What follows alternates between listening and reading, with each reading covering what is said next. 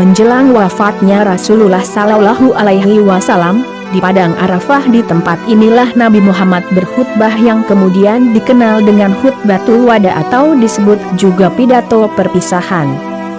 Pidato ini merupakan salah satu puncak dari sejarah ajaran Islam. Khutbah Nabi Muhammad tersebut merupakan khutbah kemanusiaan. Karena itu, keberhasilan kita menangkap makna dari khutbah beliau merupakan bagian terpenting dalam memahami dan menangkap pesan-pesan kemanusiaan dalam ajaran Islam, syarat dengan nilai-nilai akhlak dan persaudaraan bagi seluruh umat manusia.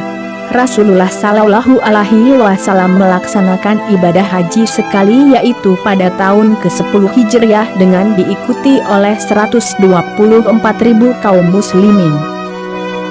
Berdiri di Jabal Rahmah, menjelang waktu salat zuhur, Bilal dan Rabi'ah bin Khalaf mengulangi kata-kata Rasulullah Shallallahu Alaihi Wasallam untuk para jamaah yang berada jauh dari tempat Rasulullah Shallallahu Alaihi Wasallam berdiri. Inilah isi dari pidato Rasulullah Shallallahu Alaihi Wasallam yang merupakan pidato perpisahan pada kita semua.